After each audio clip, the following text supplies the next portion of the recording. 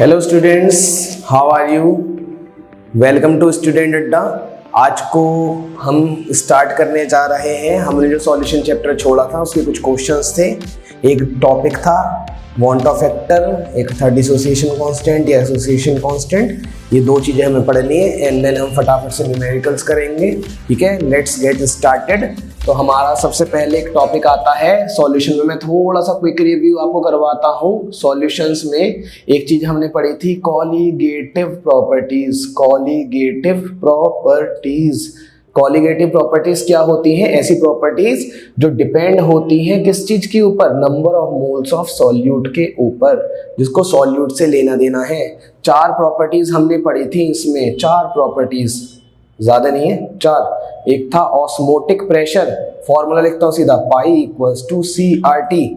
एक हमने प्रॉपर्टी पढ़ी थी एलिवेशन ऑफ बॉइलिंग पॉइंट, जिसको हमने रिप्रेजेंट करा था किससे? डेल्टा टीबी से। डेल्टा टीबी किसके बराबर था? KB multiply by W2/M2 multiply by 1000 upon W1। तीसरा था हमारा depression in freezing point, delta TF कर दिया था। क्या कर दिया था? डेल्टा TF किसके बराबर था? KF multiply bye W2/M2 multiply by 1000 upon में क्या था? W1। फिर हमने एक और पढ़ी थी property P0 minus P upon P0 equals to X2। हमने ये करा था। ठीक है, ये चार हमने प्रॉपर्टीज पढ़ी थी, कॉलीगेटिव प्रॉपर्टीज। इसके बाद जो हमारा एक और टॉपिक आता है, उस टॉपिक का नाम है क्या? Want of factor.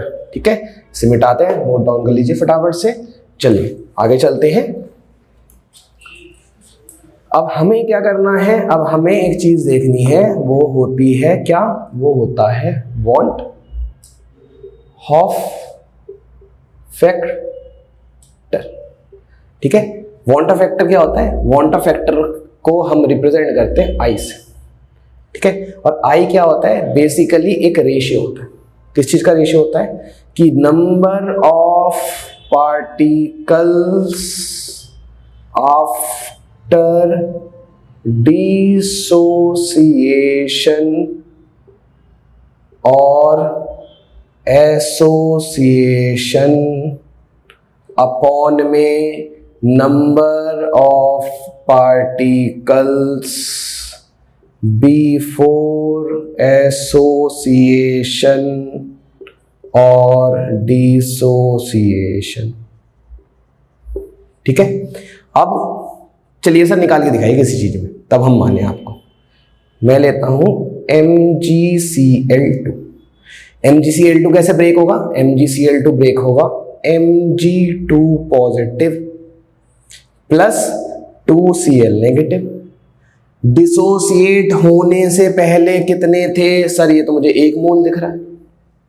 तो आप क्या करेंगे? यहां पर रख देंगे I इक्वल्स टू जो number of particles before dissociation था, उसकी जगह मैंने क्या रख दिया?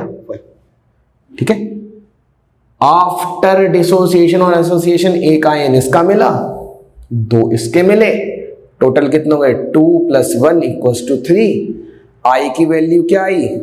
3 आ गई सर। तो इसमें बहुत बड़ी चीज है, I की वैल्यू 3 आ गई। अब बताइए सर, I की वैल्यू 3 आ गई, तो अब हम क्या समझें इससे? अगर if you get I value greater than 1 is called dissociation. वो चीज टूटी होगी, डिसोसिएट हुई होगी, डिसोसिएशन। अगर I की वैल्यू लेस देन 1 होती है, इसका मतलब क्या है? एसोसिएशन। एसोसिएट हो गए, जुड़ गए। जुड़ जाना मतलब एसोसिएशन, टूट जाना मतलब डिसोसिएशन। ठीक है, आपको एक मैं क्वेश्चन देता हूं, लिखता हूं AlCl3 इट्स एल्यूमिनियम। Al का मतलब एल्यूमिनियम। बताइए सर, एक तो टूटेगा एल्यूमिनियम के ऊपर 3 पॉजिटिव और निकलेंगे 3Cl negative. Total number of ions we get after dissociation is 4। तो आप क्या करिए सर? 4 और पहले कितने पार्टिकल्स थे? 1, तो कर दीजिए 4/1। I की वैल्यू क्या आ गई सर? I की वैल्यू आ गई, आप देखिए ध्यान से, तो 4 आ गई। तो मैंने बेटा अब बताइए क्या समझे आप 4 से? सर 4 का मतलब है ग्रेटर देन 1। तो ग्रेटर देन 1 का मतलब है कि सर ये चीज क्या हुई है? डिसोसिएट हुई होगी, dissociation. This is called want of factor. और भी फॉर्मूले से दो, मैंने आपको एक फॉर्मूला समझाया, 2 आगे हम करेंगे क्वेश्चंस करते करते। ठीक है, चलिए नेक्स्ट है हमारे पास, नोट डाउन कर लीजिए, फिर आगे चलते हैं, कुछ न्यूमेरिकल्स करते हैं।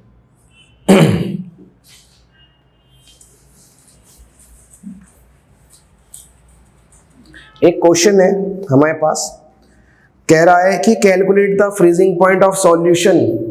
फ्रीजिंग पॉइंट ऑफ सॉल्यूशन निकालिए, फ्रीजिंग पॉइंट ऑफ सॉल्यूशन निकालिए मतलब कि TF निकालिए।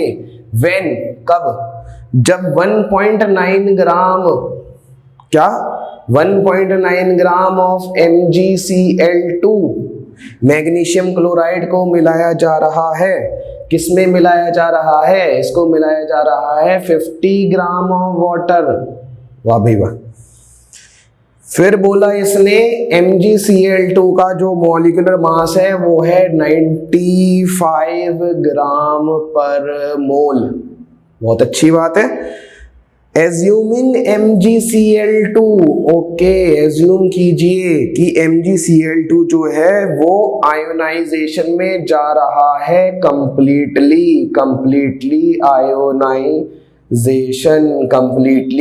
आयोनाइजेशन। तो KF की वैल्यू और दे दी है भाई साहब ने, KF की वैल्यू दे दी है कितनी, 1.86 kelvin kg mole inverse. Calculate कर दीजिए क्या, फ्रीजिंग पॉइंट ऑफ सॉल्यूशन, पहले स्टेटमेंट में बोल दिया उसने। अब हमें पता है डेल्टा TF इक्वल्स टू होता है KF multiply by W2 upon M2 multiply by 1000 upon W1। पहले डेल्टा TF निकाल लो, या चाहे डेल्टा TF में फॉर्मूला रख लो। पहले हम KF की जगह क्या रख देंगे 1.86, W2 की जगह क्या रख देंगे 1.9, M2 की जगह क्या रखेंगे मॉलिक्यूलर मास 95 मल्टीप्लाई बाय 1000, और W1 की जगह क्या रखेंगे 50। पिछली क्लास मैंने बताया था 1000 तब यूज करेंगे जब सॉल्वेंट का जो मास होगा वो ग्राम में होगा, ग्राम में है तो हमने क्या यूज करा 1000। ठीक है, अब 1000 है, इसे आप काटा पीटी कीजिए डेल्टा TF, और हम क्या करेंगे अब TF का फॉर्मूला और खोल लो यहां से। ठीक है, डेल्टा TF का फॉर्मूला क्या होता है TF not minus TF not. अब वाटर है, तो वाटर का फ्रीजिंग पॉइंट कितना होगा, वाटर का फ्रीजिंग पॉइंट होगा कितना 273 केल्विन। TF मुझे निकालना है 1.86 multiply by 1.9 upon 95 multiply by 1000 upon 50 का। ठीक है, तो यहां से हम आप निकाल लेंगे जो भी XYZ आपका आंसर आएगा, इस कॉल्ड TF। ठीक है, ये कैलकुलेशन बाकी आपका काम।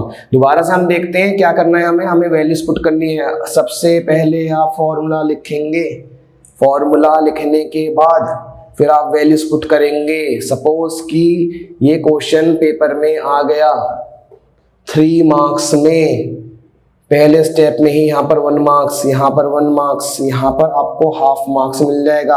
आंसर आपने चाहे गलत निकाला है या यूनिट हल्का फुल्का, तो हाफ मार्क्स आपका डिडक्ट हो जाएगा। ठीक है, आपको ये गलती नहीं करनी, पहले फॉर्मूला लिखना है, उसके बाद वैल्यूज पुट करनी है।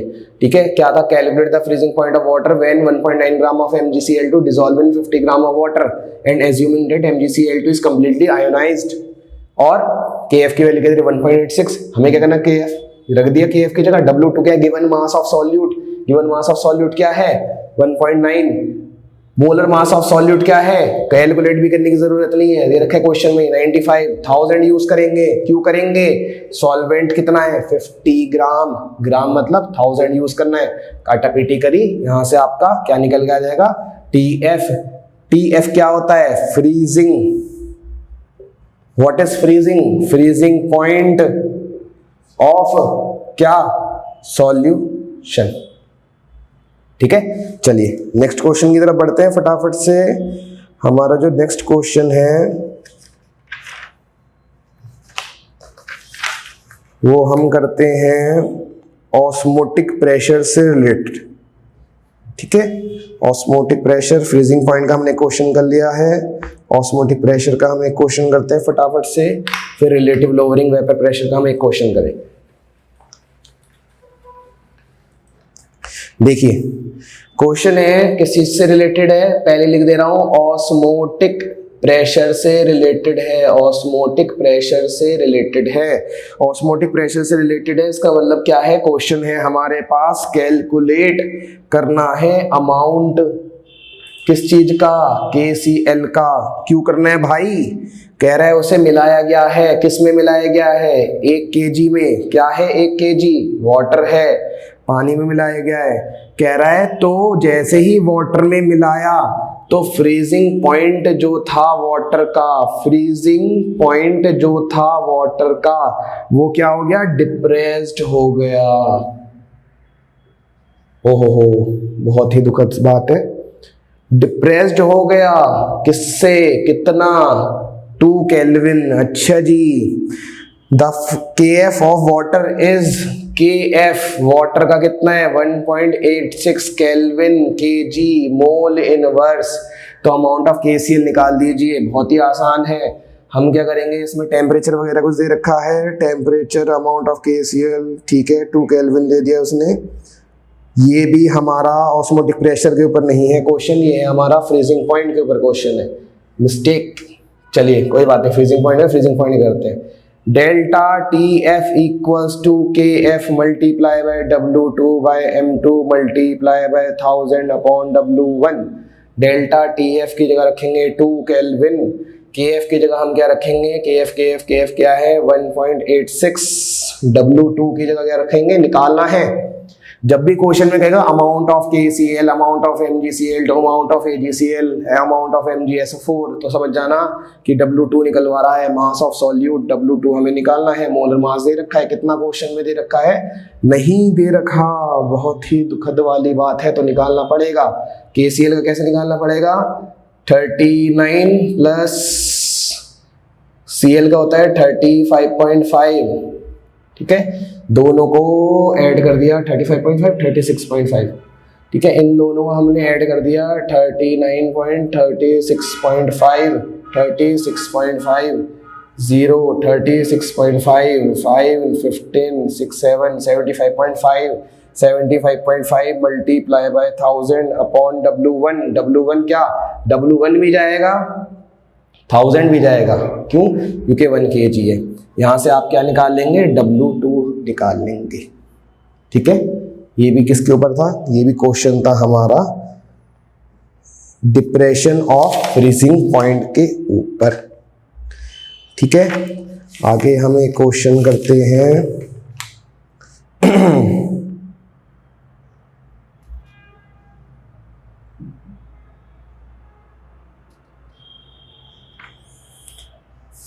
Ideal non ideal freezing point हमारे पास हो गया है, ओके, ये वाला करते हैं।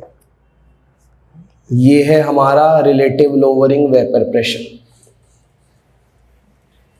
ठीक है। ऑस्मोटिक प्रेशर के ऊपर भी करते हैं, भी क्वेश्चन जल्दी से मिल जाए, फिर हम करते हैं उसे भी क्वेश्चन को।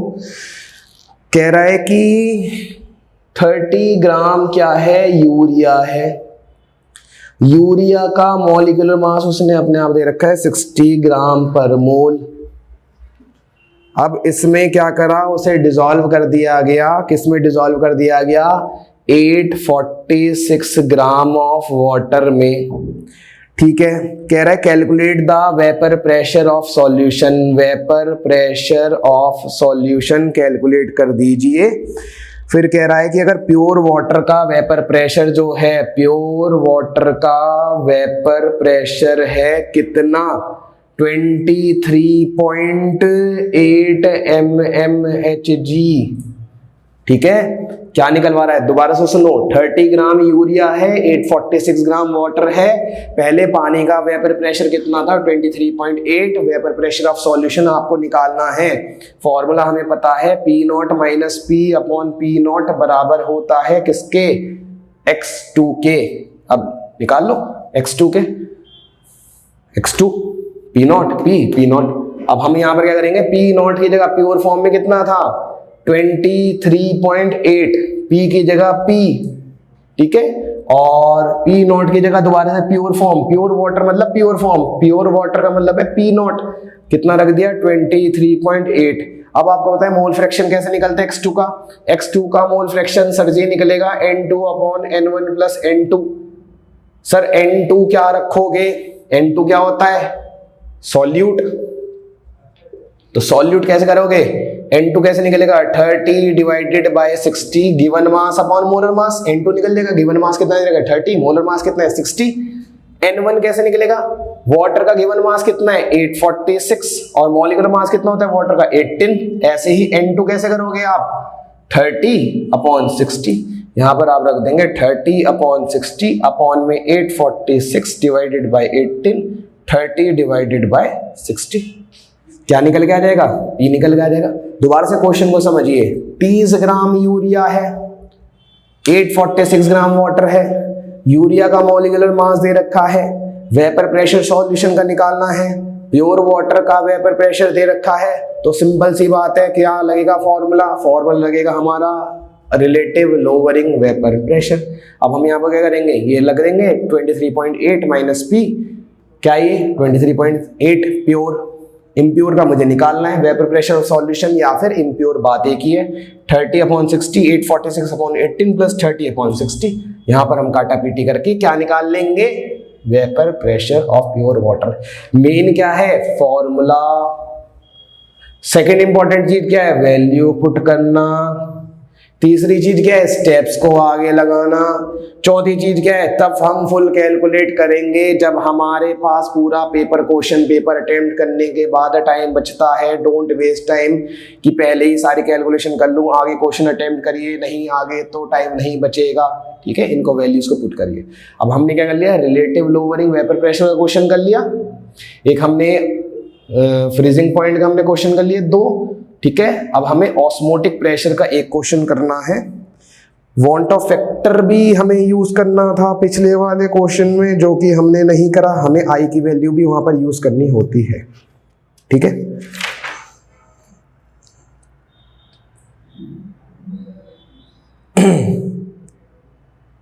देखिए एक क्वेश्चन है ऑस्मोटिक प्रेशर के ऊपर है। क्वेश्चन क्या है, क्वेश्चन है कि at 300 kelvin 30 gram of glucose, ठीक है, present in a litre of solution. 30 gram किसमें, लीटर ऑफ सॉल्यूशन में। टेम्परेचर क्या है 300 kelvin. Has an osmotic pressure of 4.98 bar. 4.98 bar क्या है ऑस्मोटिक प्रेशर। एक सॉल्यूशन है जिसमें 30 ग्राम ग्लूकोज है, osmotic pressure 4.9 gram. If the osmotic pressure of glucose is 1.52 bar at same temperature, अगर हमारा ऑस्मोटिक प्रेशर ग्लूकोज का 1.52 बार है, दूसरा कोई सॉल्यूशन है, तो बताइए वहां पर कंसंट्रेशन क्या होगी। अगर सिंपल सा यहाँ पर दे रखा है आपको 30 ग्राम दे रखा है, वहां पूछ रहे कंसंट्रेशन बताइए कि कितने लीटर में कितना ग्राम ग्लूकोज मिलाया गया होगा, कितना प्रेशर बन रहा है। हमारे पास एक चीज है क्या, पाई इक्वल्स टू CRT। यहाँ पर भी आप लगाएंगे पाई इक्वल्स टू CRT। पाई की जगह क्या रखेंगे 4.98, ठीक है, और C की जगह क्या रखेंगे N/V। R की जगह R, T की जगह क्या होगा T होगा। T की जगह हम 300 भी रख सकते हैं, अभी नहीं रख रहे हम। यहाँ पर क्या करेंगे, पाई की जगह हम क्या रख देंगे 1.52। कंसंट्रेशन हमें निकालनी है, ठीक है, और R की जगह R, T की जगह T। हम ये भी कर सकते हैं 1.52 N/V भी रख सकते हैं, ठीक है, और यहाँ पर क्या कर दिया RT। दोनों इक्वेशन को रिलेट करेंगे तो T से T कट जाएगा, R से R कट जाएगा, V से V कट जाएगा, ठीक है। अब क्या बचा हमारे पास, यहाँ पर बचा हमारे पास 4.98। N क्या होता है given mass upon molar mass. यहाँ पर क्या बचा हमारे पास 1.52 equals to given mass upon molar mass, ठीक। अब कंसंट्रेशन निकालना है, अब हमें मोलर मास तो पता नहीं है, तो हम क्या करेंगे, हम यहाँ पर क्या निकाल लेंगे, हम यहाँ पर N/V प्रेजेंट इन लीटर की जगह यहाँ पर हम क्या कर सकते हैं, इसको C भी मान सकते हैं। यहाँ पर हमारे पास दोनों चीजें हैं, हम क्या करेंगे 4.98 गिवन मास कितना है 30, मॉलिक्यूलर मास कितना है, मॉलिक्यूलर मास है हमारे पास ग्लूकोज है ना, तो 180 हो जाएगा। यहाँ पर हमारे पास ना तो ये है ना ही हमें मॉलिक्यूलर मास पता है, तो हम यहाँ पर क्या करेंगे, हम केवल इसको C रखेंगे यहाँ पर। अब दोनों को रिलेट कर लीजिए, 4.98 डिवाइडेड बाय 1.52 और यहाँ पर क्या है, ये कटा 3 6 जा 18 1/6, तो ये आपका बचा 0.1 को डिवाइड कर रहे हैं 6 से, डेसिमल लगा 0.69 जा 54 6 1 जा 6 6 1 जा 6 36 0.16 और यहाँ पर क्या है सी है, डिवाइड में क्या आ जाएगा सी।